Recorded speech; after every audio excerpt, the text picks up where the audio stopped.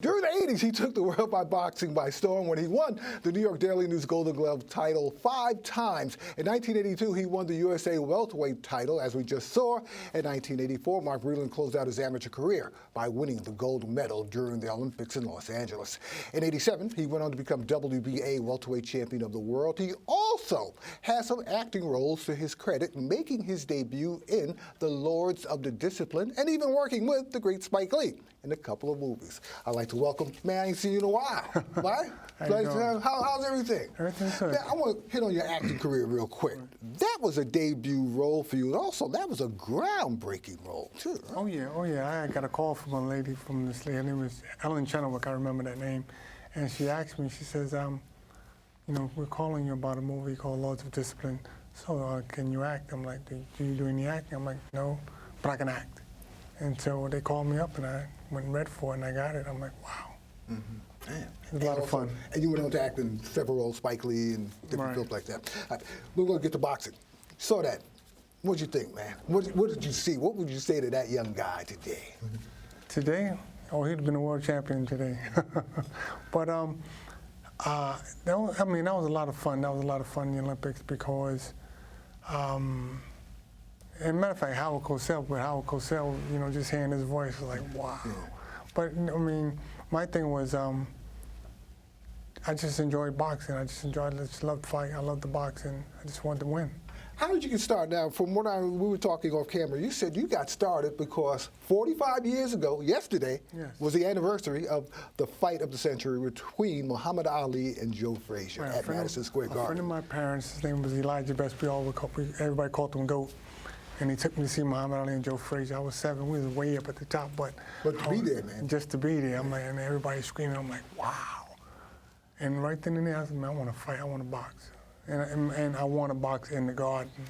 And my first year in the Golden Gloves, you know, they used to turn the lights out, and they had that beam. You know, they turn the lights out. They had that beam of light on you. Walk in the ring. They tell you your record and everything. And right then and there, I was like, I made it. And if I never boxed again, I wouldn't care. How did you start? Literally, how did you start boxing? I mean, your first lesson, describe that to us. Oh man, my trainer, George Washington, my friend, my parents' friend, he took me to go see George Washington. And he says, I got this kid, I want you to, you know, who want to box. So he teaches me how to box. So he was like, okay, all right, champ, I want you to hit him. He said, I want you to hit me just like that. And he punched me in the stomach. And I'm like, okay. I just kept my hands up like, okay. And so I didn't show up like the next week. He said, you know, when I came back in, he said, what happened? I said, well, I thought you was mad at me. You punched me in my stomach because his fist was about that big. I'm like, wow. But, you know, I kept coming back to the gym, and I just wanted to learn. I just kept wanting to learn. And he started off, I mean, I was throwing jabs for like a week, and I'm like, about 2 weeks, I'm like, Mr. Washington, am I ever going to throw a right hand? He said, don't worry about it, son. You'll get a champ. And he always called me champ. And those were the basics that trainers took time out. They really taught you how to box. I want to get to that also. Your Golden Gloves career, from there you went into the Golden Gloves, your first title, man. How did that feel to win that title at the Garden? Oh man, I mean, matter of fact, I was in the Junior Olympics at 147 pounds. And so going into the Golden Gloves in 1980, I trained so hard I went down to 139. So my first year I won at 139. And to me, that was bigger than the Olympics because Muhammad Ali and Joe Frazier fought there. And so that was the Mecca right there. It was the Mecca of boxing? Right. Mm-hmm. And so it was like, if I didn't fight anymore, I'm like, hey, I'm good. I've been satisfied. And you went on to win the Golden Gloves 5 times. Did it get easier, or did it get harder, or it just became routine? It wasn't routine. It was like... I mean, he's like, hey, you know what? I'm back here in April. You know, we're going to kick it. All right, you know, put that medal on, put that glove on. It was like a routine. I mean, I was just so, I guess, had a lot of experience going into the gloves because I did the Junior Olympics. Back in the days, they had the little smoker shows. And Spanish gloves. Did you fight in the Spanish gloves also? I missed the Spanish gloves. My hands were messed up. Okay.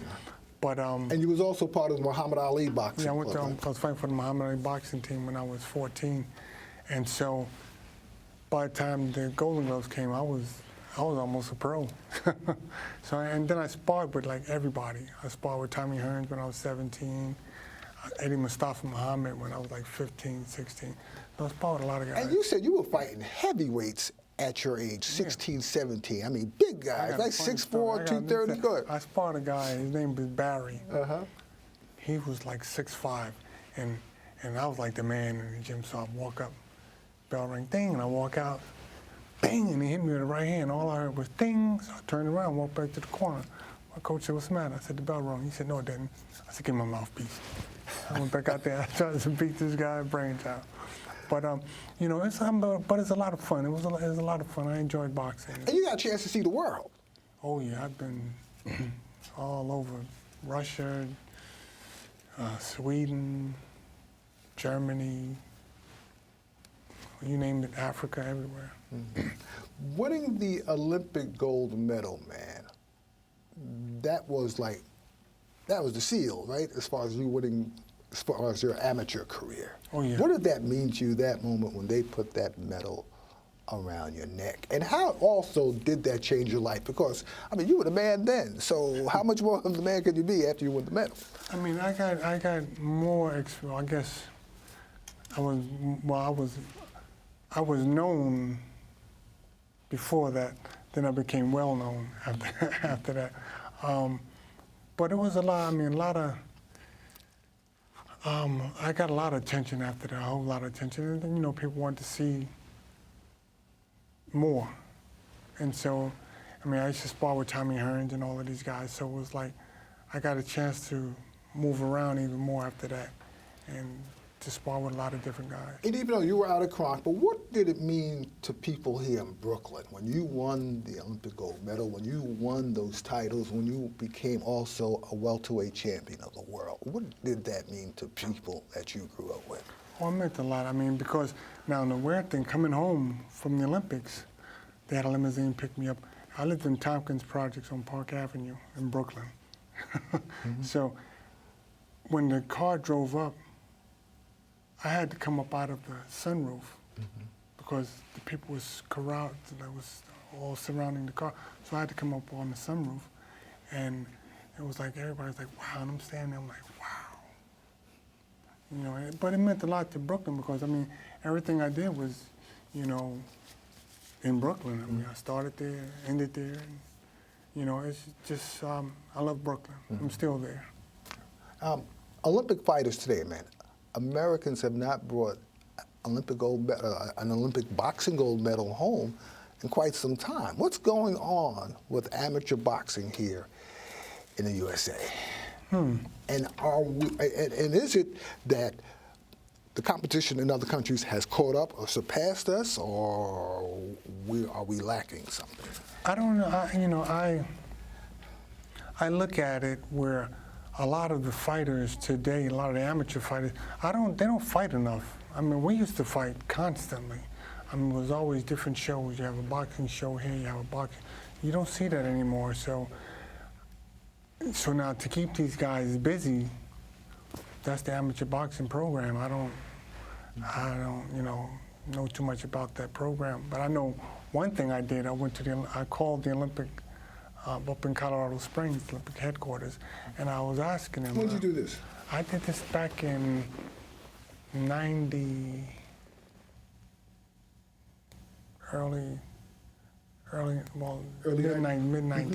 and I called in.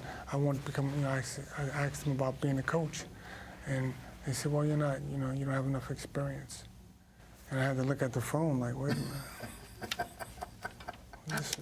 This is the guy I said was one of the greatest amateurs I ever had. 110 wins, 1 loss. From after you won a welterweight title, you fought professional, you went into training. How does someone like yourself, at your level, because most guys at your level, no matter what the sport is, whether it's basketball, boxing, football, they never make a transition to become a good coach. Matter of fact, they never make good coaches at all because they've always did things their way. Right. Well, what happened? Well, now when I retired, when I retired, I started training and breeding dogs. Okay. Much easier, much easier. They don't talk. A little bit more obedient, yeah, right? Oh, yeah. You ain't got just got to feed a dog. Just got to feed them. That's it. They're ready to go. But no, with fighters, I realized you got to be patient. And my trainer, George Washington, you know, the weird thing, my trainer, you know, he showed me just the basics, everything just basic. And once you got the basics down, you can create what you want to create because you got the basics. Right. And you always had the basics. Matter of fact, you're training right now, heavyweight champion Deontay Wilder. When's his next fight? He's fighting again sometime in May. We're going to be fighting in Russia against Alexander Povetkin. And is there any chance that he may fight Tyson Fury? Hopefully after that fight. Yeah, because he's huge if Tyson beats Klitschko, all right, which I think he may still do it again. All right. Well, you know, we got to have you back again, man. Oh, anytime, anytime. I'm out of time. Well, you know, this round's over, but we'll be back. All right. All right. All right. Thank The you. bell ring, I'll come back in when the All bell right, ring. good. We'll come back. All right.